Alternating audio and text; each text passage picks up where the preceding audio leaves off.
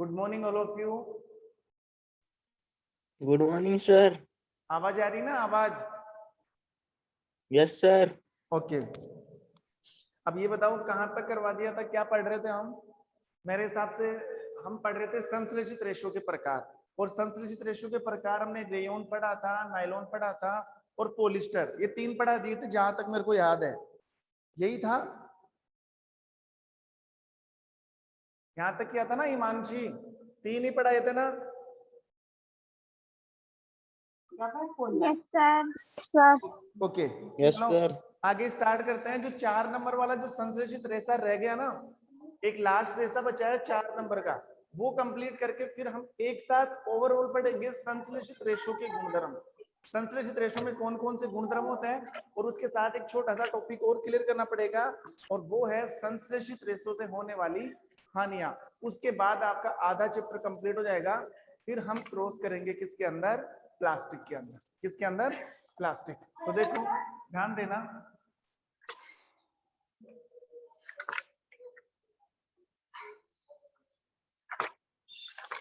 संश्लेषित रेशो के प्रकार। संश्लेषित रेशो के प्रकार। ओके, नंबर फर्स्ट पर कौन सा था? नंबर फर्स्ट पर था रेयो, वो हमने कंप्लीट कर लिया। नंबर सेकंड पर कौन सा था? नाइलॉन 66, वो हमने कंप्लीट कर लिया। और नंबर थर्ड पर कौन सा था? पॉलिस्टर। अंजलि आवाज बंद करो आप अपनी। पॉलिस्टर, वो भी हमने कंप्लीट कर लिया। और नंबर 4 पर कौन सा आएगा? नंबर 4 पर है एक्रिलिक, जिसका दूसरा नाम है ओरलोन। एक्रिलिक या ओरलोन। तो नंबर 4 वाला जो रेशा है वो कौन सा है? 4 वाला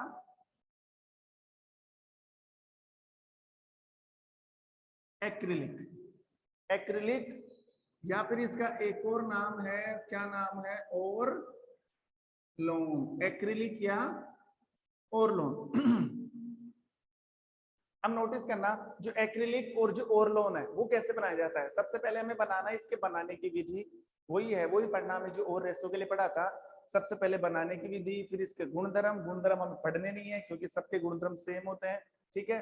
और लास्ट में पढ़ा जाएगा इसका उपयोग। यहाँ तक कि इससे पहले वाली जो क्लास थी ना, जब उस क्लास को मैंने एंड किया था तो मैंने आपको बता दिया था कि एक्रिलिक ओरलोन क्या चीज है। ध्यान रखना, एक्रिलिक और ओरलोन को कृत्रिम ऊन भी कहा जाता है।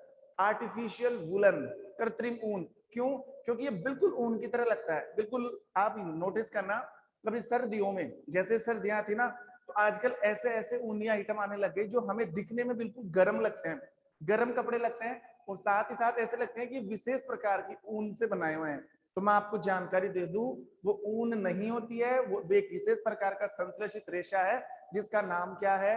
एक्रिलिक और ओरलोन। ऊन नहीं है, ठीक है। एक्रिलिक और ओरलोन है। अब ऐसे कौन से कपड़े आते हैं, एक बार जब आप स्कूल में आओगे, जब सर्दियां आएगी तब मैं बता दूंगा आपको कि किस टाइप की ऊनी ऊनी टी शर्ट वगैरह आती है, ठीक है। तो देखो नोटिस करना, एक्रिलिक कैसे बनाई जाती है, इसके बनाने की क्या विधि है, इसको बनाने का मेथड क्या है, इसको बनाने की विधि क्या है। देखो, इसको बनाने के लिए आपको चाहिए 2 केमिकल। क्या चाहिए? 2 केमिकल। एक केमिकल तो है इथाइलिन ग्लाइकोल, और एक है, एक मिनट, इसको बनाने के लिए जो 2 केमिकल है, एक तो है ethylene glycol, ADP chemical,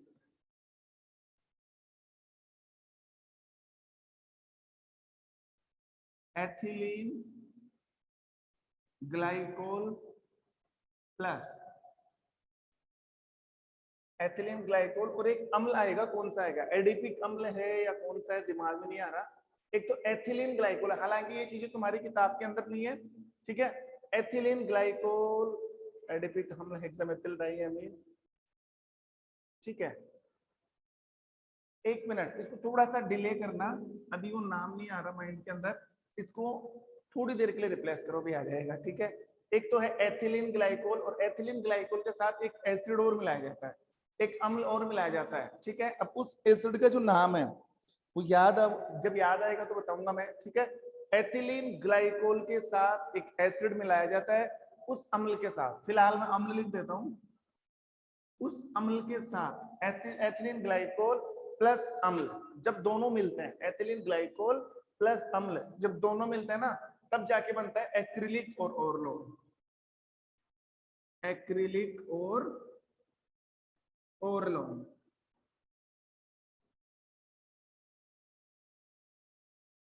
ethylene glycol plus अम्ल दोनों मिलाकर क्या बना देते हैं, एक्रिलिक और ओरलोन।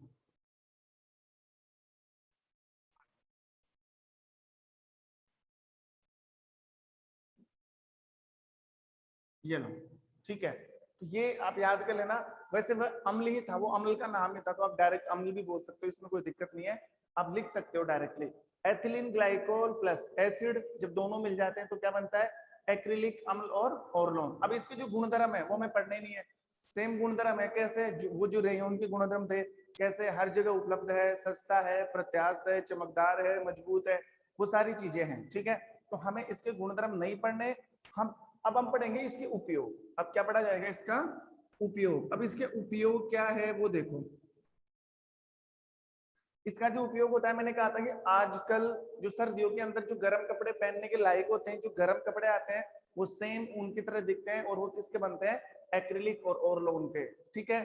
तो इसके उपयोगों में हम एक ही चीज बता सकते हैं कि इसका उपयोग, ओरलोन का उपयोग वस्त्र निर्माण में किया जाता है। किसमें किया जाता है, वस्त्र निर्माण में। इसका उपयोग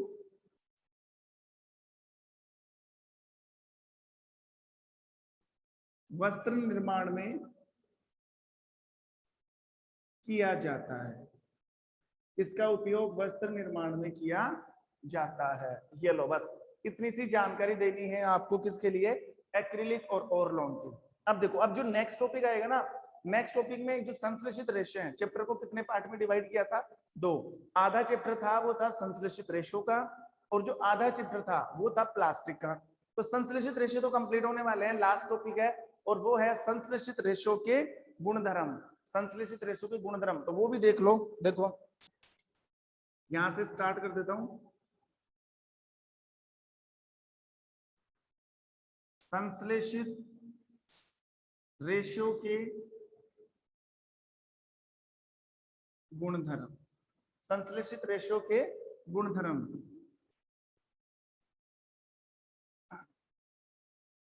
सुनो, पहला जो पॉइंट है संश्लेषित रेशियो के गुणधर्म, वो ये है कि जो संश्लेषित रेशियो होते हैं, जो संश्लेषित रेशियो होते हैं वो कैसे होते हैं, एक तो मजबूत होते हैं। कैसे होते हैं, मजबूत। मजबूत के साथ साथ कैसे होते हैं, चमकदार होते हैं। वही सारी प्रॉपर्टी डालनी है आपको। अगर आपको संश्लेषित रेशो के गुणधर्म पूछे जाए ना, तो आपको वही सारे गुणधर्म बताने हैं जो रेयोन में है, जो नाइलॉन में है, जो पॉलिस्टर में है, जो ओरलोन के अंदर है। कंप्लीट जो संश्लेषित रेशो के गुणधर्म आ रहे हैं ना, सॉरी, जो 1 बाय 1 हमने एक एक संश्लेषित रेशो के गुणधर्म पढ़े थे वो सारे। अब क्वेश्चन कैसा भी आया कि रेयोन के गुणधर्म बताइए, नाइलॉन के गुणधर्म बताइए, ठीक है, या फिर मैं बात करूं ओरलोन के गुणधर्म बताइए, या फिर पॉलिस्टर के गुणधर्म बताइए, तो ये सब क्या है, ओरलोन, पॉलिस्टर, नाइलॉन, ये सब क्या है, संश्लेषित रेशो तो है। और अगर अलग से क्वेश्चन आ जाए कि संश्लेषित रेशो के गुणधर्म समझाइए, तो भी आपको सेम आंसर डालना है, वही आंसर करना है जो मैं बता रहा हूं। पहला पॉइंट डाल देना, संश्लेषित रेशे मजबूत होते हैं, चमकदार होते हैं, चमकदार के साथ साथ प्रत्यास्थ।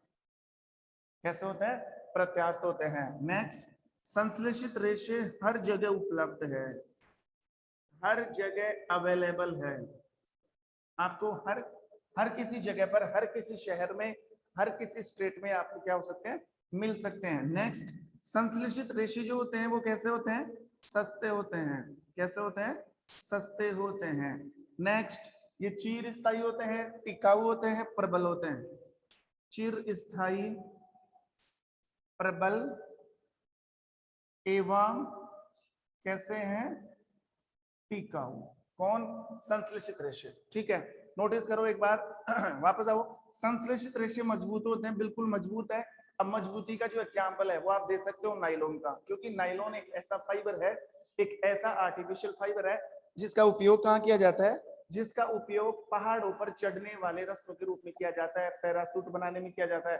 तो सोचो वो कितने मजबूत फाइबर है जिन पर हम पहाड़ों पर चढ़ रहे हैं, ठीक है। मजबूती, चमकदार, चमकदार होते हैं, इससे कालीन बनाया जाता है, कैसे? नायलॉन को मिलाया जाता, सॉरी रेयन को मिलाया जाता ना किसके साथ, ऊन के साथ, कपास के साथ बेडशीट वगैरह बनती है, तो ये चमकदार है। बिल्कुल जो सिंथेटिक फाइबर होते हैं उनमें ब्राइटनेस बहुत ज्यादा होती है, चमकदार होते हैं, ठीक है। प्रत्यास्थ, प्रत्यास्थ का मतलब है एलिजिबल है, मतलब थोड़ा सा रबड़ की तरह आप उसको बढ़ा सकते हो, जैसे पैराशूट है उसको खींच सकते हैं हम, ठीक है। तो ये प्रत्यास्थ होते हैं, ऐसे नहीं कि बहुत ज्यादा स्टेबल है, कठोर है कि हम उसको ही ला ही नहीं सकते, बिल्कुल बिल्कुल ऐसा मान लो कंफर्ट है, हम अपनी आवश्यकता के अनुसार उसमें फ्लेक्सिबिलिटी आती है, वो थोड़ा सा बढ़ सकता है, कम हो सकता है, ठीक है। तो प्रत्यास्थ होता है, हर जगह उपलब्ध है, सस्ते होते हैं, ऐसा भी नहीं है कि कोई खरीद नहीं सकता। नॉर्मल इंसान भी जो नॉर्मल लाइफ व्यतीत करता है, ऐसा नहीं कि बहुत ज्यादा पैसे वाले ही खरीद सकते हैं या बहुत ज्यादा जो गरीब है वो नहीं खरीद सकते, सब नॉर्मल, ठीक है। जो मध्यम वर्ग के लोग हैं, जो मीडियम लोग हैं, वो भी आराम से इनका यूज कर सकते हैं।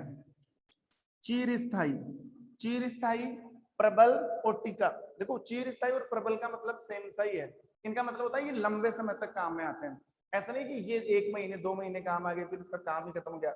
आप इनको आराम से लंबे समय तक, यहाँ तक कि 10 साल तक भी काम में ले सकते हो, बहुत ज्यादा टिका हुआ है, बहुत ज्यादा प्रबल है, स्ट्रॉन्ग है। और दिख नहीं रहा। क्या हुआ, कुछ क्वेश्चन है सर क्लियर क्लियर नहीं दिख रहा। क्या? वापस बोलो चलिए ना। से बोल रहा है क्लियर नहीं दिख रहा। अच्छा दिख नहीं रहा क्या? अच्छा सबको ही नहीं दिख रहा है या किसी एक की प्रॉब्लम है? बाकी को दिख रहा है मेरी क्या? हिमांशी, अंजलि नजर आ रहा है आपको? Yes sir. अच्छा सर दिख रहा है। जिसको नहीं दिख रहा ना वो एक काम करो, ये मीटिंग से डिस्कनेक्ट हो जाओ आप और वापस ज्वाइन करो उसको। कई बार ऐसा हो जाता है, तो जिसको ये प्रॉब्लम आती है ना सुनने में, या फिर मान लो दिखाई नहीं दे रहा, ज्यादातर दिखने की प्रॉब्लम होती है, तो आप मीटिंग से डिस्कनेक्ट होके वापस आ जाए, ऐसा कर लिया करो। हाँ अगर यहाँ की प्रॉब्लम होती तो फिर तो किसी को ही नहीं दिखता, बाकी सबको तो दिख रहा है ना। जिसको नहीं दिख रहा है इसका मतलब वो आपके फोन की प्रॉब्लम। ये लो, चिरस्थायी है, चिरस्थायी का मतलब है लंबे समय तक काम कर सकता है, प्रबल का मतलब मजबूत है, टिकाऊ का मतलब ज्यादा समय तक काम करेगा। ये सब, ये जो आंसर है ना, ये आंसर आपको अगर अलग से पर्सनल क्वेश्चन आ जाए, पर्सनल क्वेश्चन किसके लिए, किसी विशेष संश्लेषित रेशे के लिए, जैसे रेयन के गुणधर्म बताओ, तो ये चिपका के आ जाओ आराम से। नायलॉन के गुणधर्म ये करो आराम से, पॉलिस्टर के गुणधर्म आराम से, ठीक है, ऑर्लोन के गुणधर्म आराम से। और अगर इन सबको मिलाकर एक सेम क्वेश्चन तैयार कर दे, एक कमांड क्वेश्चन तैयार कर दे कि संश्लेषित रेशो के गुणधर्म बताओ, तब भी आपको सेम आंसर डिले करना है, ठीक है। ये का ये आंसर आपको लिखना है, ठीक है। ये लो, तो ये संश्लेषित रेशो वाला टॉपिक तो खत्म। और अब मैं चालू करने जा रहा हूं क्या, प्लास्टिक। ओके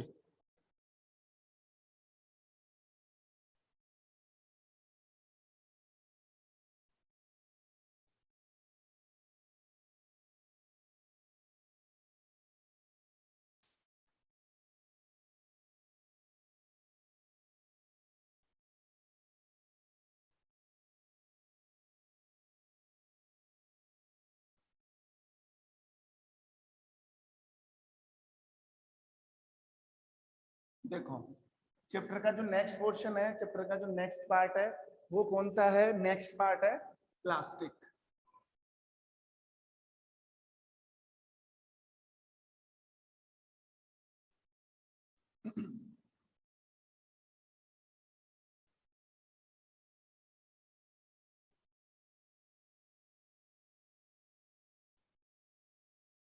ओके ठीक है, देखो अब हमें क्या पढ़ना है, प्लास्टिक पढ़ना है। अब देखो प्लास्टिक क्या है, जैसे हमने संश्लेषित रेशो के लिए स्टार्टिंग की थी कि संश्लेषित रेशे सभी संश्लेषित, एक मिनट, सॉरी सॉरी सॉरी, एक टॉपिक रिप्लेस कर दिया हमने, और टॉपिक क्या है, टॉपिक यह है संश्लेषित रेशो से होने वाली हानियां। हमने तो गुणधर्म पढ़े हैं, एक मिनट, प्लास्टिक हम बाद में चालू करेंगे, पहले एक छोटा सा क्वेश्चन है ये भी पूरा कर लेते हैं। संश्लेषित रेशो से होने वाली हानियां, देखो एक बार,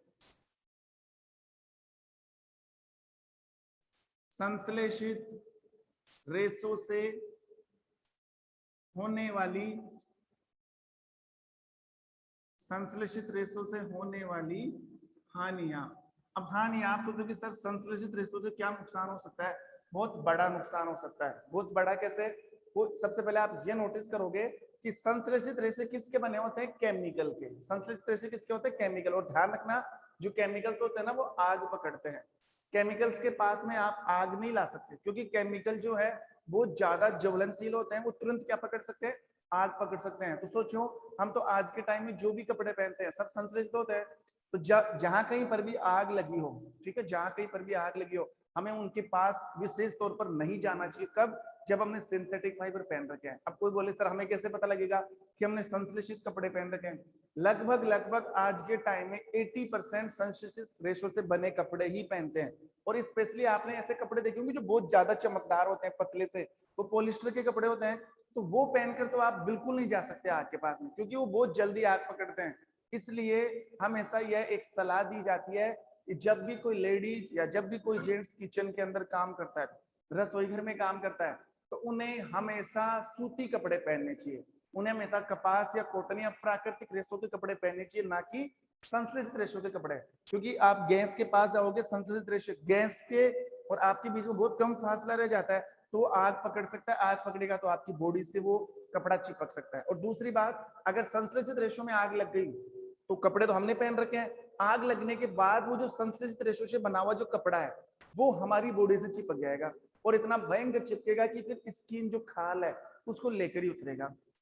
इसलिए ऐसा कहा जाता है कि जब भी किचन में काम किया जाता है तो संश्लेषित रेशों से बना हुआ कपड़ा नहीं पहना जाता। आपने देखा होगा जो भी किचन में काम करते हैं वो ऊपर एक जैकेट से पहनते हैं ना, ऐसे गले से बांध कर एक जैकेट से। तो वो सूती जैकेट होती है। सूती मतलब वो सूती कपड़े से बनी हुई जैकेट है, उसके नीचे रह जाता है संश्लेषित रेशों से बना कपड़ा। जो हमने कपड़े पहन रखे हैं उनके ऊपर एक जैकेट पहनी जाती है, और वो जैकेट किसकी बनी होती है?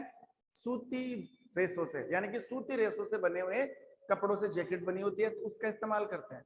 डायरेक्टली हम संश्लेषित रेशों से बने कपड़े नहीं पहनकर किचन में नहीं जा सकते, या उन कपड़ों का यूज आप किचन में नहीं कर सकते, कारण केमिकल से बने हुए हैं। और केमिकल से बनने का मतलब है कि वो क्या करेंगे? आग पकड़ेंगे। आगे बात समझ में? बस यही आंसर देना आपको किसके अंदर? हानि के अंदर। पहला पॉइंट डाल देना कि संश्लेषित रेशों से बने हुए कपड़े अत्यधिक ज्वलनशील होते हैं। क्यों? क्योंकि वो केमिकल से बने होते हैं, इसलिए वो बहुत जल्दी आग पकड़ लेते हैं। ठीक है।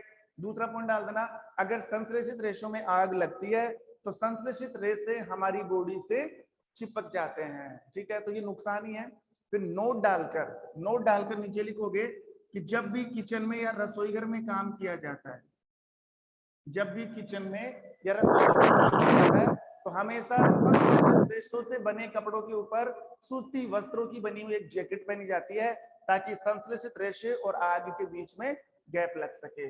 संश्लेषित रेशों तक आग नहीं पहुंच पाए, क्योंकि पहले आग सूती कपड़ों तक आएगी, और सूती कपड़े आग नहीं पहुंचते क्योंकि वो नेचुरल है, वो कौन से केमिकल से बने हुए हैं।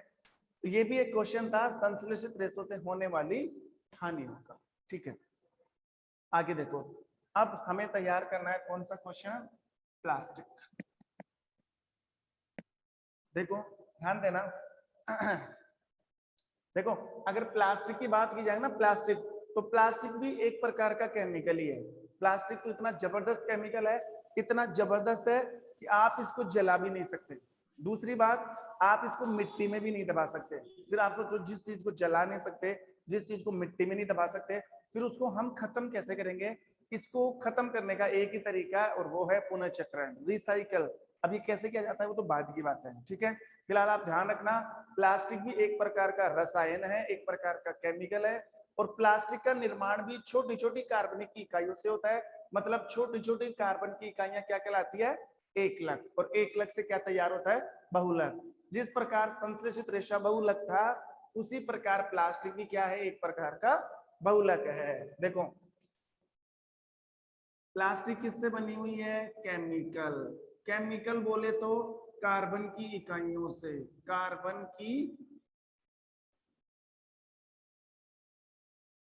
कार्बन की छोटी छोटी इकाइयां मिली हुई है।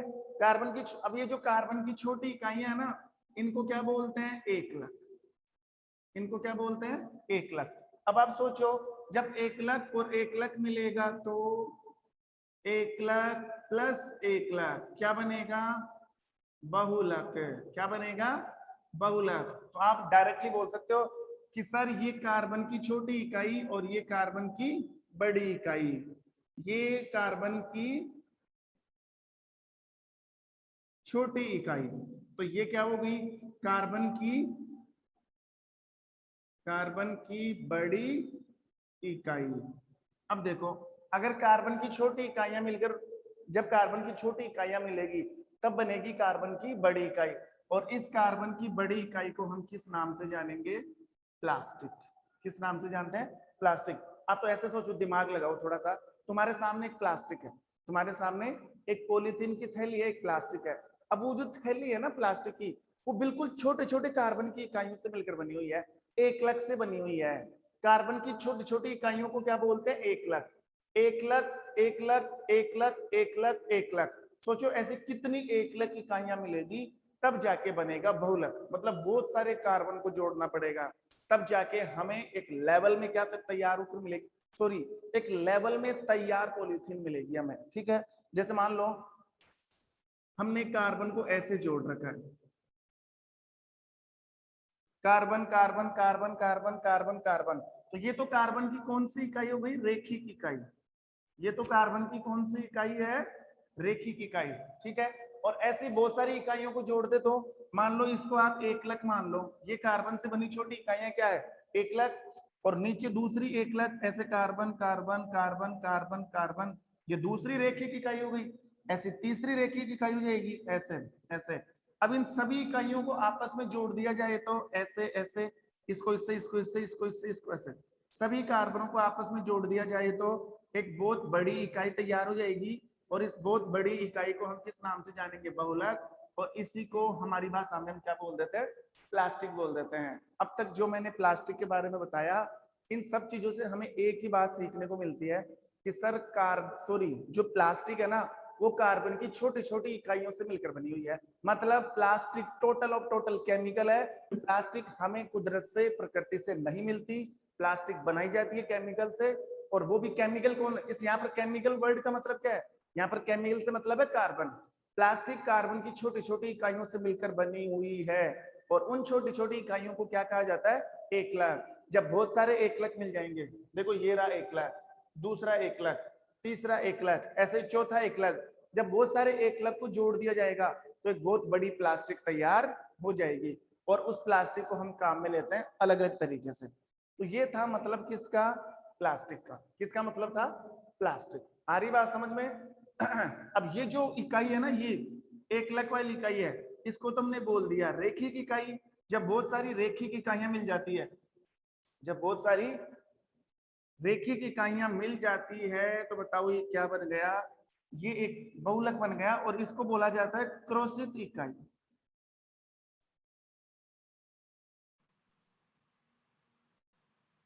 इसको क्या बोला जाएगा, क्रोशित इकाई। ये एक लक, ये एक लक, ये एक लक, सबको मिलाकर क्या बोलोगे, बहुलक। ये कार्बन की कौन सी इकाई है, रेखिक इकाई। कार्बन की कौन सी इकाई, रेखिक इकाई। कार्बन की कौन सी इकाई, रेखिक इकाई। रेखिक रेखिक रेखिक, जब बहुत सारी रेखिक इकाइयां मिलेंगी तो क्या बनेगी, कार्बन की क्रोशित इकाई। क्रोशित मतलब एक क्रॉस बन गया, एक बड़ा लेवल बन गया, जिसको हमने प्लास्टिक नाम दिया। खत्म है, इतना ही समझना है आपको प्लास्टिक के बारे में।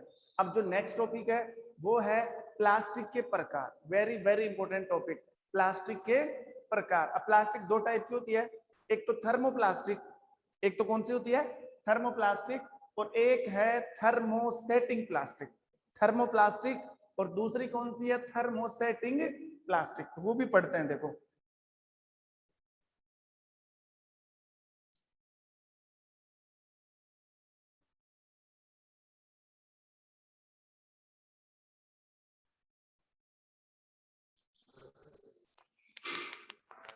देखो एक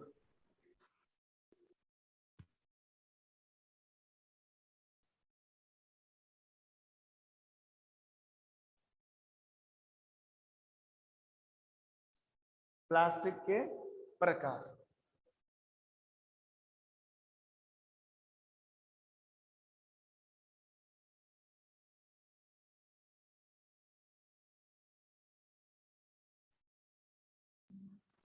ये लो, क्या पढ़ना अभी, प्लास्टिक के प्रकार। कितने टाइप की प्लास्टिक होती है, दो टाइप की। एक तो थर्मोप्लास्टिक। सर साफ नहीं दिखाई दे रहा। किसी को भी नहीं, किसी को भी नहीं दिख रहा क्या, दिख रहा ही नहीं। Yes sir. देखो एक बार, पहले जो दिख रहा है। प्लास्टिक है वो तो है सर थर्मोप्लास्टिक। धुंधला दिख रहा है। सर सामने थर्मोप्लास्टिक, आवाज नहीं, आवाज नहीं। पहला जो टॉपिक है वो कौन सा है, सॉरी पहला जो प्लास्टिक का प्रकार है वो कौन सा है, थर्मोप्लास्टिक, ठीक है। और नंबर 2 वाला कौन सा है, thermosetting plastic, thermosetting plastic, thermosetting plastic. एक तो थर्मोप्लास्टिक है, ध्यान से समझना, बहुत इंपॉर्टेंट क्वेश्चन है, एग्जाम में बहुत ज्यादा पूछा जाता है कि थर्मोप्लास्टिक किसे कहते हैं और थर्मोसेटिंग प्लास्टिक क्या होती है। तो पहले तो देखो थर्मोप्लास्टिक। अब अगर मैं थर्मोप्लास्टिक की जानकारी तुम्हें दूं, 1 नंबर पर ध्यान देना, सबसे पहले आपका ध्यान होना चाहिए किसके ऊपर, थर्मोप्लास्टिक। अब थर्मोप्लास्टिक किसे कहा जाता है, वह प्लास्टिक जिसको हम गर्म करके तोड़ मरोड़ कर कोई सा भी रूप दे सकते हैं, उसको हम बार बार गर्म करके बार बार कोई सा भी रूप दे सकते हैं, वो होती है थर्मोप्लास्टिक। जबकि थर्मोसेटिंग, इसमें एक वर्ड लगा हुआ ना, सेटिंग, सेटिंग का मतलब है थर्मोसेटिंग प्लास्टिक को अगर आपने एक बार गर्म कर दिया, गर्म करने के बाद आपने उसको जो रूप दे दिया ना, तोड़कर मरोड़ कर, एक बार जो रूप दे दिया बस दे दिया। थर्मोसेटिंग प्लास्टिक को आप दोबारा गर्म करके दूसरा रूप नहीं दे सकते, उसकी सेटिंग एक बार फिट हो गई, अगर आप दोबारा उसको चेंज करने की कोशिश करोगे तो वो जो थर्मोसेटिंग प्लास्टिक है वो खराब हो जाएगी। थर्मोप्लास्टिक को बार बार चेंज कर सकते हो, बार बार गर्म करके आप उसको कोई सा भी रूप दे सकते हो, लेकिन थर्मोसेटिंग प्लास्टिक को बार बार गर्म करके कोई सा भी रूप नहीं दे सकते। उसको एक बार जो रूप मिल गया, एक बार जो स्ट्रक्चर उसको मिल गई, बस वो वैसे के वैसे ढल गई, वो एक बार अपने सांचे में ढल गया तो ढल गया, दोबारा उसको रूप नहीं दे सकते। दोबारा अगर उसके साथ छेड़खानी की जाएगी तो फिर वो प्लास्टिक ही खराब हो जाएगी, वो प्लास्टिक का आइटम ही टूट जाएगा, फिर आप उसको दोबारा रिसाइकिल करना पड़ेगा। तो ये फर्क है दोनों प्लास्टिक के अंदर, ठीक है। एक बार मैं इनकी डेफिनेशन लिख देता हूं। सबसे पहले लेता हूं मैं थर्मोप्लास्टिक, नंबर 1,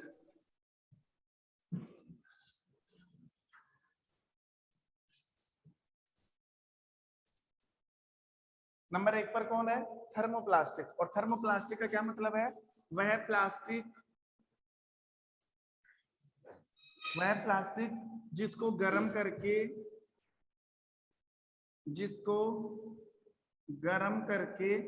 वह प्लास्टिक जिसको गर्म करके मरोड़ कर कोई भी रूप मतलब किसी भी शेप में ढाल सकते हैं हम उसको।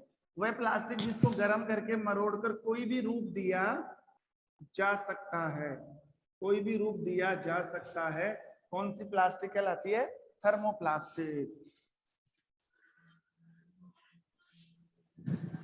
थर्मोप्लास्टिक कहलाती है।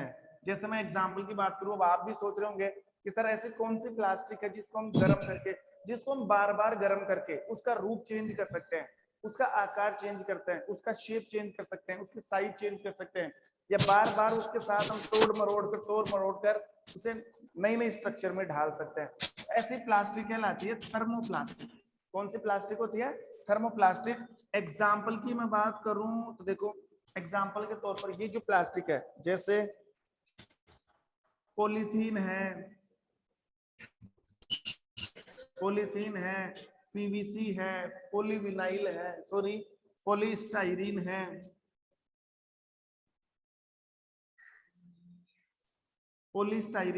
ये सब प्लास्टिक है, ये सब प्लास्टिक के प्रकार है। आप 10th क्लास में पढ़ोगे, फिर अब तो नहीं है, सॉरी ये टॉपिक अब नहीं है, पहले आरबीएससी में चलता था, आजकल तो एनसीईआरटी पैटर्न आ गया, उसमें प्लास्टिक का पूरा विस्तार था, कितने टाइप की प्लास्टिक होती है। फिर भी आप ध्यान रखना, पॉलीथीन तो आप सब देखते हो, जिसको थैली बोलते हैं हम, पॉलीथीन जो हम घर में काम में लेते हैं, कुछ भी काम में ले लेते हैं, तो वो पॉलीथीन कौन से टाइप की प्लास्टिक है, थर्मोप्लास्टिक। पीवीसी का पूरा नाम क्या, पॉलीविनाइल क्लोराइड। पीवीसी का पूरा नाम है पी मतलब विनाइल, और सी का मतलब क्लोराइड, सर सांप नहीं दिखाई दे रहा, क्या सांप नहीं दिखाई दे रहा, अभी सर सांप नहीं दिख अब दिख रहा है, अरे ये आवाज बंद करो, आवाज किसने चालू कर रखी है ऐसे?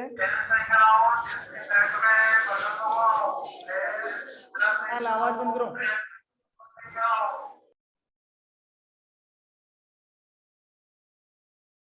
देखो एक बार, पॉलीथीन, दूसरा पॉलीस्टाइरीन और एक कौन सा? पीवीसी। पीवीसी का मतलब होता है पॉलीविनाइल क्लोराइड, पॉलीविनाइल क्लोराइड। और ये जो पीवीसी है ना, पीवीसी ये भी कौन से टाइप की प्लास्टिक है? ये भी थर्मोसेटिंग प्लास्टिक है। पीवीसी क्या है? पॉलीथीन तो आप जानते हो। पीवीसी अगर मैं बात करूं तो आजकल हम बात करें ना, जो जो लेट बाथ बनाए जाते हैं, जो बाथरूम वगैरह बनाए जाते हैं, उनके अंदर जो एक तो टैप लगाया जाता है, नल लगाया जाता है बाहर, ठीक है। उस नल के पीछे दीवार में क्या डाली जाती है? प्लास्टिक के पाइप डाले जाते हैं कि नहीं डाले जाते? पहले तो लोहे के पाइप लगते थे, आजकल लोहे के पाइप टूट गए और लोहे के पाइप की जगह आजकल कौन से पाइप का इस्तेमाल होने लग गया? प्लास्टिक के पाइप। और वो जो प्लास्टिक के पाइप है ना, वो कौन से टाइप की प्लास्टिक होती है? पीवीसी। कौन सी प्लास्टिक है वो? पीवीसी। तो बताओ, उन प्लास्टिक के पाइप को हम गर्म करके मरोड़ नहीं सकते क्या? उनको गर्म करके हम मोड़ नहीं सकते क्या? उनको गर्म करके आप उसको फैला सकते हो, सिक उड़ा सकते हो, काम में ले सकते हो, बार बार उनको गर्म करके हम कैसा भी रूप दे सकते हैं। वो किस टाइप की प्लास्टिक होती है? थर्मोप्लास्टिक। और सबसे लास्ट में है पॉलीस्टाइरीन। कौन सी प्लास्टिक? पॉलीस्टाइरीन। अब पॉलीस्टाइरीन कौन सी प्लास्टिक होती है? पॉलीस्टाइरीन प्लास्टिक है जिसका इस्तेमाल होता है, आपने देखा होगा आजकल जो पत्तल धोने आते हैं ना, पत्तल धोने जिसमें हम खाना खाते हैं शादी ब्याह के अंदर, तो आपने देखोगे जो पत्तल और दोने आते हैं, एक तो नॉर्मल प्लास्टिक होती है और एक आता है ना जो फोम टाइप के, आपको ऐसा लगता है जैसे गुद्देदार से होते हो। देखा है कि नहीं देखा? Yes sir. आते हैं ना, एक तो नॉर्मल प्लास्टिक के आते हैं व्हाइट कलर के, वो तो पतला सा आता है, और एक आता है ना फोम वाला, थोड़े बहुत गुद्देदार। पत्तल भी थोड़ी गुद्देदार होती है और वो दोना होता है ना थोड़ा, देखा है? हाँ कि ना? Yes sir. Yes sir. मर नहीं जाते कि तुम लोग तो उसमें देखते हो ना ऐसे। तो वो जो पत्तल दोने बने हो ना, वो भी प्लास्टिक के बने होते हैं। और कौन सी प्लास्टिक है वो? पॉलीस्टाइरीन। पॉलीस्टाइरीन। तो चाहे पॉलीथीन हो, चाहे पीवीसी हो, चाहे पॉलीस्टाइरीन हो, तीनों की तीनों कौन से टाइप की प्लास्टिक है? तीनों की तीनों जो प्लास्टिक है वो है थर्मोप्लास्टिक। कौन सी प्लास्टिक? थर्मोप्लास्टिक। अब आप देखो, इसकी तुलना में आप इसकी बात करो, थर्मोसेटिंग की बात करोगे ना, तो उसकी डेफिनेशन ही चेंज हो जाएगी। थर्मोसेटिंग में मैं क्या बोलूंगा? वह प्लास्टिक जिसको गर्म करके मरोड़ कर कोई भी रूप नहीं दिया जा सका। देखो थर्मोसेटिंग में क्या होता है, थर्मोसेटिंग प्लास्टिक को आपने स्टार्टिंग में गर्म कर लिया, ठीक है, गर्म किया, गर्म करके आपने उसको किसी सांचे में डाल दिया ना। मान लो आपको प्लास्टिक से कुछ भी बना, जैसे कुर्सी की बात करूं मैं, कुर्सी किसकी बनी होती है? आवाज कौन करता है बीच बीच में? आपको कहा ना आवाज को म्यूट रखा करो, खोलते ही क्यों आवाज को? देखो थर्मोसेटिंग प्लास्टिक की बात है। हाँ सर साफ नहीं दिख रहा। साफ नहीं दिख रहा? अब तो वैसे भी कुछ नहीं होगा, 3 मिनट बाकी है। देखो सुन लो एक बार, मैं लिख भी कुछ नहीं रहा, मैं सिर्फ एक्सप्लेन कर रहा हूँ। थर्मोसेटिंग प्लास्टिक, थर्मोसेटिंग प्लास्टिक का मतलब होता है अगर आपने इसको गर्म कर लिया, तो ये नहीं है कि बार बार आपने इसको गर्म करके आप इसको कोई सा भी रूप दे सकते हो, नहीं, हम इसको बार बार गर्म करके कोई सा भी रूप नहीं दे सकते। एक बार अगर इसको जो रूप दे दिया, एक बार अगर इसको सांचे में ढाल दिया, एक बार इसको जो शेप मिल गई, बस मिल गई, फर्स्ट टाइम ये काम होता है। एक बार इसको जिस रूप में आपने ढाल दिया, बस ढाल दिया, दोबारा इसको गर्म करके आप मरोड़ तोड़ बरोड़ करके नया रूप नहीं दे सकते। तो ऐसी प्लास्टिक कौन सी प्लास्टिक होती है? ऐसी प्लास्टिक होती है थर्मोसेटिंग प्लास्टिक। सेटिंग वर्ड पकड़ना आपको, मतलब एक बार जो आपने उसकी सेटिंग बिठा दी ना, बस वो वैसा ही रहेगा। जैसे कुर्सी, मैं कुर्सी की बात करूं, प्लास्टिक की कुर्सी देखी है सबने, तो प्लास्टिक की कुर्सी एक प्रकार की थर्मोसेटिंग प्लास्टिक है। एक बार उसको जो सांचे में ढाल दिया, एक बार जो प्लास्टिक को, सॉरी प्लास्टिक की चेयर को जो आपने रूप दे दिया, वो उसी रूप में रहेगी। आप उसको गर्म करके मोड़ कर दूसरा बनाना चाहे वो खराब हो जाएगी। एक बार जो सेटिंग मिल गई उसको मिल गई, ठीक है, इससे बोला जाता है थर्मोसेटिंग प्लास्टिक। अब थर्मोसेटिंग प्लास्टिक कौन कौन सी होती है? कई टाइप के एग्जांपल है, जैसे मेलामाइन है, बेकेलाइट है, ठीक है, और भी कई टाइप की होती है। अब ये मेलामाइन क्या है, ये बेकेलाइट क्या है, ये सब चीजें हम क्लियर करेंगे नेक्स्ट क्लास के अंदर। और हो सके तो इससे नेक्स्ट क्लास में आपका ये चैप्टर भी क्या हो जाएगा, पूरा हो जाएगा। आज ट्यूसडे है तो थर्सडे को थर्ड चैप्टर क्या करवा दूंगा मैं, पूरा करवा दूंगा। ठीक है चलो नेक्स्ट क्लास के अंदर नेक्स्ट टॉपिक के साथ बात करते हैं। तब तक के लिए thank you, have a nice day.